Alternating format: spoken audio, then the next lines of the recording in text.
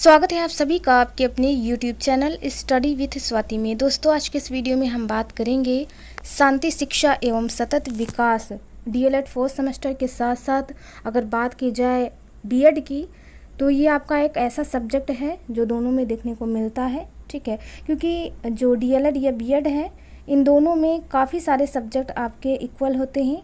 इनमें काफ़ी सारे जो विषय हैं वो समान देखने को मिलते हैं। तो जो असाइनमेंट फाइल वगैरह तैयार होती हैं तो आप DLED और बीएड दोनों के लिए तैयार कर सकते हैं टॉपिक के अकॉर्डिंग, ठीक है, और सब्जेक्ट के अकॉर्डिंग।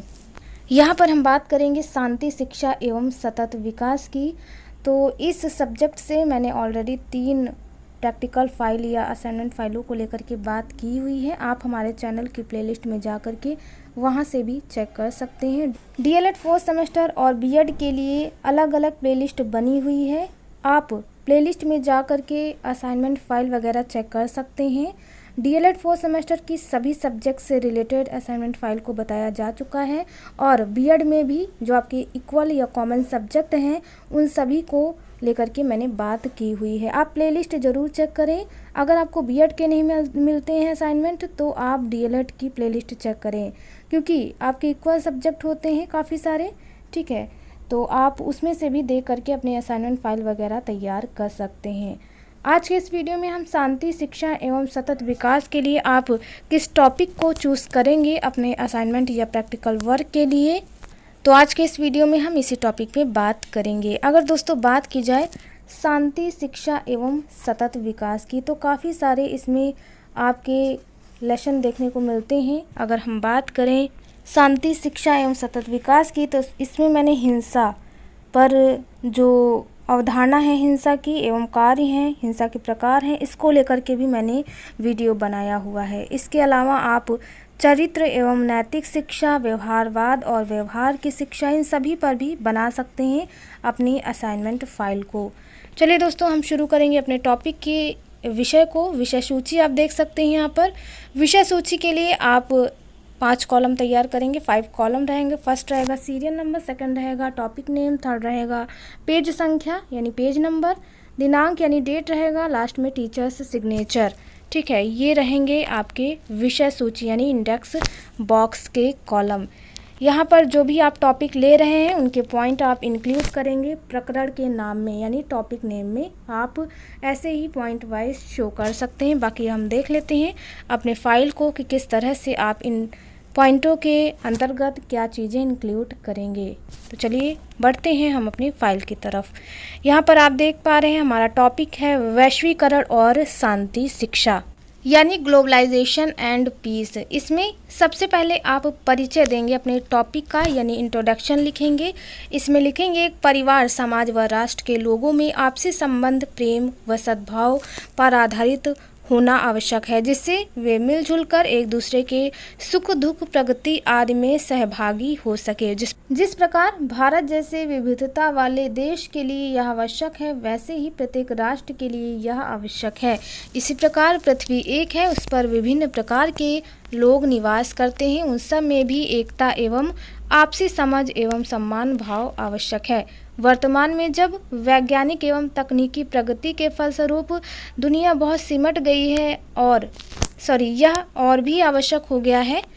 वैश्वीकरण, अंतर्राष्ट्रीय समझ, सद्भाव, अवबोध आदि आज की अनिवार्यता है। इसके विकास के लिए क्या और कैसे किया जाए विचारणीय है। अतः वैश्वीकरण का विकास विश्व में शांति की स्थापना का एक सशक्त माध्यम बन सकता है।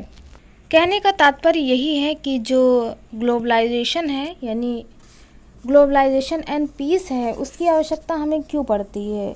आप सभी जानते हैं कि आज विश्व में चारों तरफ तनाव, हिंसा और भय का वातावरण दिखाई पड़ता है। इसलिए शांति आज की सर्वाधिक आवश्यकता है। शांति मानव मन को मुक्ति देती है और समाज को प्रगति तथा विकास के बारे में सोचने का अवसर देती है। अतः व्यक्तियों में शांति के प्रति सुझाव पैदा करना अति आवश्यक है। यह कार्य शिक्षा द्वारा ही किया जा सकता है, जिसके लिए शिक्षक को महत्वपूर्ण भूमिका निभानी पड़ती है। वैश्वीकरण एक ऐसी प्रक्रिया है जिसके द्वारा हम विश्व स्तर पर इस शांति को बनाए रखने का प्रयास करते हैं। ठीक है, जिसमें सभी देश सम्मिलित रूप से भागीदारी निभाते हैं अपनी अपनी। इस तरह से यह शिक्षा के लिए बहुत ही आवश्यक अंग माना जाता है, वैश्वीकरण और शांति शिक्षा। तो इस तरह से आप इसका इंट्रोडक्शन यहाँ से समझ पाए होंगे। ठीक है, आप इन चीज़ों को भी लिख सकते हैं जो कि मैंने आपको बताया है। चलिए नेक्स्ट पेज पे देखेंगे, आप क्या डालेंगे, आप डालेंगे वैश्वीकरण का अभिप्राय यानी मीनिंग ऑफ ग्लोबलाइजेशन। इसमें आप इन चीज़ों को डिफाइन करेंगे, वैश्वीकरण क्या है इसको डिफाइन करेंगे। इसमें लिखेंगे वैश्वीकरण सद्भाव या समझ का आशय विश्व के विभिन्न देशों में रहने वाले लोगों की आपसी सामंजस्यपूर्ण समझ है। इसे अंतर्राष्ट्रीय अवबोध या सद्भाव भी कहते हैं। इसका संबंध उस भावना से है जो व्यक्तियों को राष्ट्रीय सीमा से उठकर समस्त विश्व का नागरिक बना देती है। जिस प्रकार एक देश का नागरिक अपने देश और देशवासियों के प्रति प्रेम, सहानुभूति एवं सम्मान का भाव रखता है, उसी प्रकार विश्व के नागरिक में भी यह अपेक्षा रहती है कि वह समस्त विश्व और उसके निवासियों के प्रति प्रेम, सहानुभूति एवं सम्मान का भाव रखें। इसीलिए विभिन्न राष्ट्रों में पारस्परिक समझदारी का होना अनिवार्य है। लोगों में आपसी या आपस में मैत्री एवं बंधुत्व की भावना रहने से ही विश्व शांति एवं मानव मात्र का कल्याण हो सकता है। तो इस तरह से जहाँ आप अगर बात करते हैं वैश्वीकरण की, तो यह एक ऐसी भावना है जो व्यक्ति को राष्ट्रीय सीमा से उठकर विश्व का नागरिक बना देती है। बहुत ही इम्पोर्टेंट पॉइंट बताया गया है, क्योंकि इसका संबंध सिर्फ देश विदेश तक की सीमित नहीं रहता है। ठीक है, यह विश्व स्तर की बात करता है, जिसमें मैत्रीपूर्ण एवं बंधुत्व की भावना देखने को मिलती है, जो मानव कल्याण और शिक्षा के उद्देश्य से पारस्परिक समझदारी उत्पन्न करने का कार्य करती है। तो इस तरह से आप इन चीज़ों को डिफाइन करेंगे। उसके बाद आप डालेंगे डेफिनेशंस वगैरह, जो परिभाषाएं हैं, ठीक है, उनको आप लिखेंगे। इसमें दिया है ऑस्कर के अकॉर्डिंग, इन्होंने बताया है आधुनिक समय में अल्प विकसित देशों के आर्थिक विकास का भविष्य मुख्यतः अंतर्राष्ट्रीय सहयोग पर निर्भर करता है। प्रोफेसर दीपक नयर के अनुसार आर्थिक क्रियाओं का किसी देश की राजनीतिक सीमाओं के बाहर तक विस्तार करने को वैश्वीकरण कहते हैं। तो इस तरह से आप 2 डेफिनेशन दे सकते हैं, मिनिमम, मैक्सिमम आप 4 दे सकते हैं। ठीक है, 2 काफ़ी हैं। चलिए नेक्स्ट पॉइंट देखेंगे। फिर आएगा वैश्वीकरण की आवश्यकता, हमें ग्लोबलाइजेशन की नीड क्यों है, इसके बारे में आप लिखेंगे। वैश्वीकरण की आवश्यकता निम्नलिखित कारणों से है। पहला है, वैश्वीकरण एक रूपता एवं समरूपता की एक प्रक्रिया है जिसमें संपूर्ण विश्व सिमटकर एक हो जाता है। यानी कह सकते हैं कि जो वैश्वीकरण है वह किसी एक राष्ट्र या देश तक की सीमित नहीं होता है। ठीक है, यह विश्व स्तर से लेकर के सभी व्यक्तियों, सभी देशों में मैत्रीपूर्ण एवं बंधुत्व की भावना को जन्म देता है, जिससे हमारे राष्ट्र का साथ साथ पूरे विश्व का कल्याण होता है, जिससे पारस्परिक समझदारी और कल्याण की भावना उत्पन्न होती है। ठीक है, दूसरा पॉइंट है अर्थव्यवस्था के तीव्र विकास के लिए वैश्वीकरण की नीति अपनाई गई है। थर्ड पॉइंट है, एक राष्ट्र की सीमा से बाहर अन्य राष्ट्रों में वस्तुओं एवं सेवाओं का लेन देन करने वाले अंतर्राष्ट्रीय नियमों या बहुराष्ट्रीय निगमों के साथ राष्ट्र के उद्योगों की संबद्धता वैश्वीकरण है। तो इस तरह से आप इन पॉइंटों को समझ पा रहे होंगे। 4 पॉइंट है, वैश्वीकरण औद्योगिक संगठनों के विकसित स्वरूप को जन्म देता है। तो यहाँ पर 4 पॉइंट दिए हैं, आप और भी चाहें तो पॉइंट इंक्लूड कर सकते हैं गूगल की मदद लेकर के। ठीक है, अदरवाइज इतने पॉइंट काफ़ी हैं। चलिए हम नेक्स्ट हेडिंग देखेंगे, वैश्वीकरण का महत्व क्या है, यानी इम्पोर्टेंस ऑफ ग्लोबलाइजेशन क्या है। इसमें दिया है वैश्वीकरण आज विश्व की पहली आवश्यकता तो है ही, किंतु प्राचीन काल से ही इसकी आवश्यकता का अनुभव कर लिया गया था। आज वैज्ञानिक एवं तकनीकी प्रगति के फलस्वरूप दुनिया के देश एक दूसरे के बहुत निकट आ गए हैं। एक स्थान से दूसरे स्थान तक बहुत कम समय में पहुंचा जा सकता है और सूचनाओं का आदान प्रदान शीघ्रता से किया जा सकता है। वैश्वीकरण के महत्व के कारण ही एक राष्ट्र द्वारा उत्पन्न समस्याओं का प्रभाव अन्य राष्ट्रों को भी झेलना पड़ता है। आगे दिया है, वैश्वीकरण एक सतत प्रक्रिया है जिसमें दुनिया के सभी देश एक दूसरे से आर्थिक, राजनीतिक और सांस्कृतिक रूप से अंतर्संबद्ध होते हैं। वैश्वीकरण का अर्थ स्थानीय, क्षेत्रीय वस्तुओं या घटनाओं के विश्व स्तर पर चेंज होने की एक प्रक्रिया है जिसके द्वारा पूरे विश्व के लोग मिलकर एक समाज बनाते हैं तथा एक साथ कार्य करते हैं। वैश्वीकरण औद्योगिक संगठनों के विकसित स्वरूप को जन्म देने में महत्वपूर्ण भूमिका निभाता है। तो इस तरह से वैश्वीकरण का महत्व किस तरह से आप इन चीज़ों को लिख सकते हैं। आप आगे भी कई सारी चीज़ें लिख सकते हैं, जैसे वर्तमान में अपनी आवश्यकताओं के लिए एक राष्ट्र को दूसरे राष्ट्र के उत्पादन की आवश्यकता होती है, या फिर दूसरे शब्दों में हम कह सकते हैं कि आज कोई भी राष्ट्र, चाहे वह विकसित हो या विकासशील हो या अविकसित हो, अपनी आवश्यकताओं के लिए आत्मनिर्भर नहीं है, वरन उसके लिए उसे अन्य राष्ट्रों की सहयोग की आवश्यकता होती है। ठीक है, क्योंकि जो राष्ट्र हैं या विश्व में जो देश हैं उन सभी में अपनी अपनी असमानताएं समानताएं देखने को मिलती हैं। कुछ जो देश हैं उनका रहन सहन, भाषा, आर्थिक प्रगति की दृष्टि से उनमें भिन्नता पाई जाती है। फिर भी कोई देश, चाहे वह छोटा हो या बड़ा हो, अमीर हो या गरीब हो, विकसित हो या विकासशील, विश्व से अलग कटकर नहीं रह सकता है, क्योंकि आणविक हथियारों की होड़, हिंसा, अशांति, मानव अधिकारों की सुरक्षा, नवीन अंतर्राष्ट्रीय अर्थव्यवस्थाएं, इन सभी की आवश्यकता रहती है उन्हें। ठीक है, इसीलिए उन्हें आपसी प्रेम, शांति और भाईचारे की आवश्यकता पड़ती है। इसलिए हम विश्व शांति की बात करते हैं, यानी ग्लोबलाइजेशन एंड नीड की हमें आवश्यकता होती है। ठीक है, चलिए आगे हम नेक्स्ट हेडिंग देखेंगे। नेक्स्ट हेडिंग है वैश्वीकरण के बाधक तत्व, यानी obstructions in the way of globalization. अगर हम बात करें वैश्वीकरण के विकास में जो बाधक तत्व हैं तो कई सारे देखने को मिलते हैं, जैसे भौतिक व्यवधान यानी फिजिकल बैरियर्स जो भी होंगे। इसमें विश्व में प्रत्येक राष्ट्र की सीमा रेखा है, उस सीमा रेखा के अंदर ही उस राष्ट्र के निवासी रहते हैं। यही सारी बातें बताई गई हैं। सीमा से लगे दूसरे राष्ट्र में जाने के लिए वीज़ा, पासपोर्ट आदि की आवश्यकता होती है, जिन्हें प्राप्त करना सदैव सरल नहीं होता। ऐसी दशा में क्या होता है? ऐसी दशा में राष्ट्र के नागरिक अपने राष्ट्रीय सीमा में ही दूसरे राष्ट्र से अलग होकर रहते हैं। इससे आपसी समझ विकसित नहीं हो पाती है।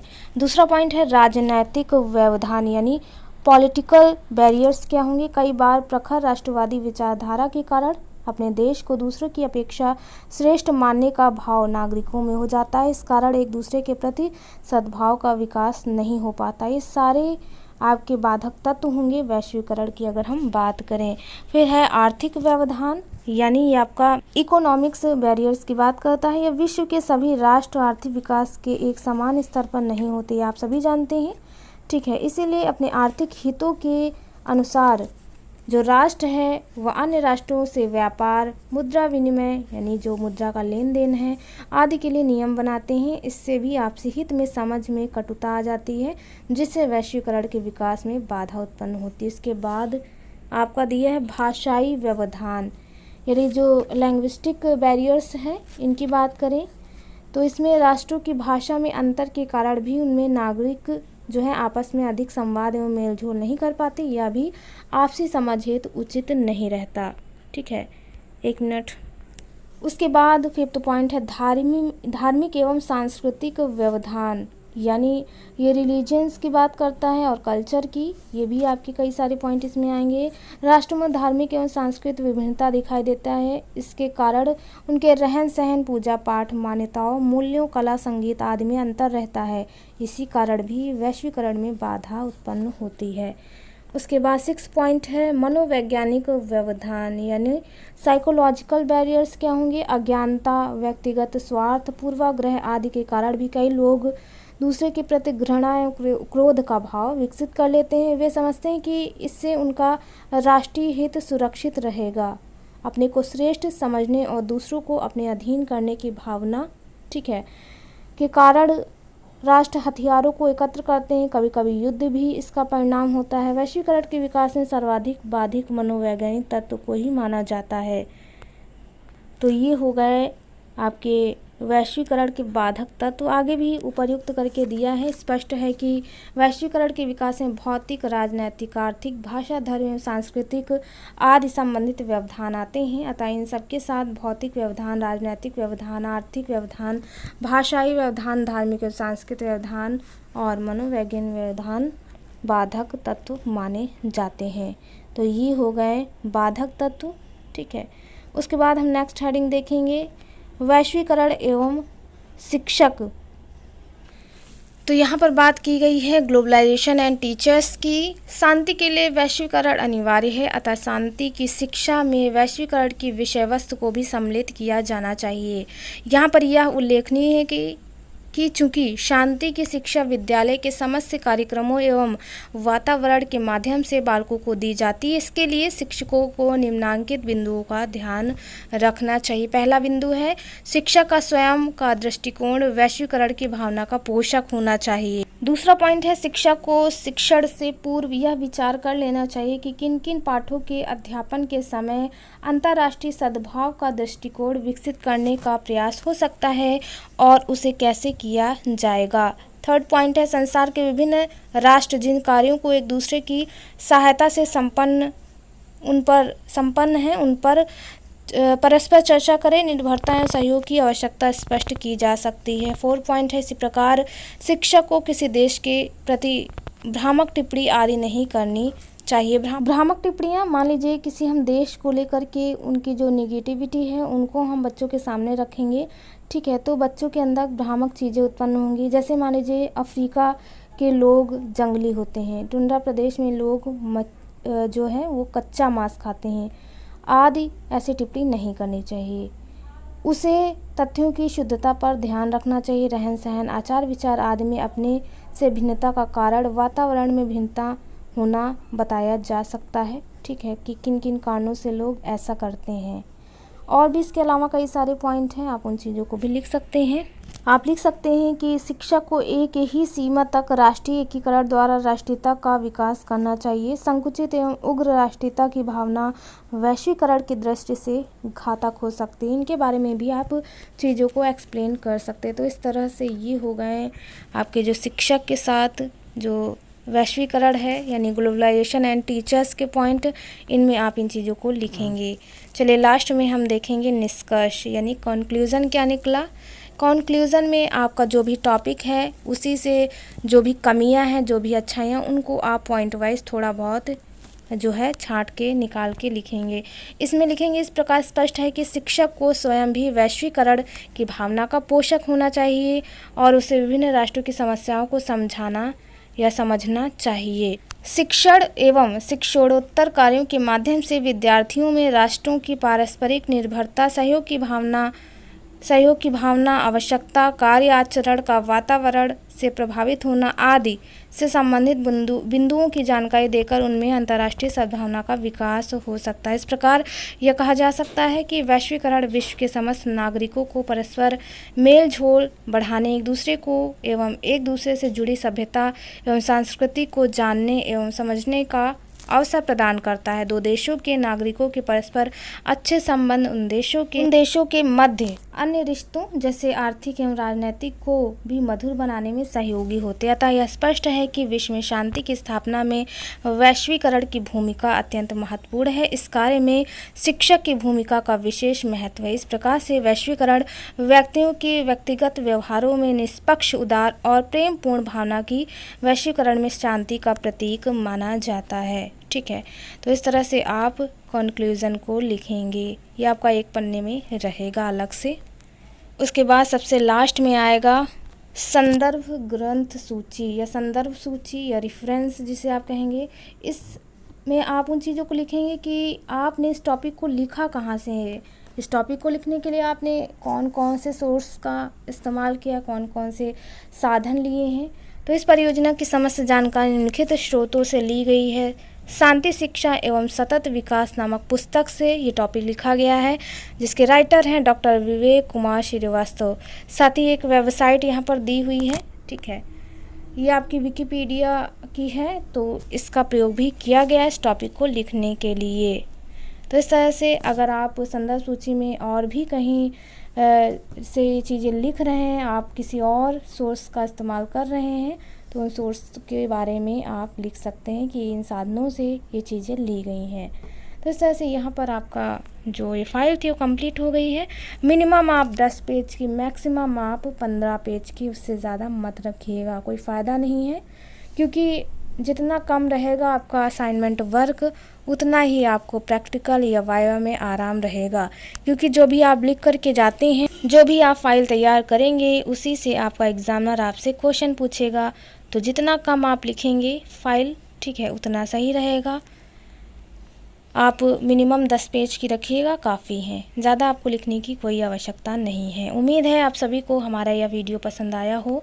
आपको अगर और भी सब्जेक्ट से रिलेटेड वीडियो चाहिए तो इसके लिए आप चैनल की प्लेलिस्ट को ज़रूर चेक करें। वहाँ पर आपको DLED 4 सेमेस्टर के सभी असाइनमेंट वर्क, चाहे वो गणित हो, हिंदी हो, सामाजिक अध्ययन हो, विज्ञान हो, संस्कृत हो, ठीक है, या फिर अदर सब्जेक्ट, तो उनसे रिलेटेड आपको फाइलें वहाँ पर मिल जाएंगी, आप वहाँ से भी बना सकते हैं। तो आई होप आप सभी को हमारा यह वीडियो पसंद आया हो। अगर आपको हमारा यह वीडियो पसंद आया है तो आप हमारे चैनल को सब्सक्राइब कर सकते हैं। वीडियो का नोटिफिकेशन पाने के लिए बेल आइकन भी प्रेस करें। साथ ही आप मुझे टेलीग्राम चैनल पर भी ज्वाइन कर सकते हैं, स्टडी विद स्वाति के नाम से, जहां पर आपको सभी वीडियो का लिंक प्रोवाइड करा दिया जाता है। तो चलिए दोस्तों, मिलते हैं अपने एक नेक्स्ट वीडियो में एक नए टॉपिक के साथ। तब तक के लिए आप सभी का बहुत बहुत धन्यवाद। Thank you friends, keep watching and share to others.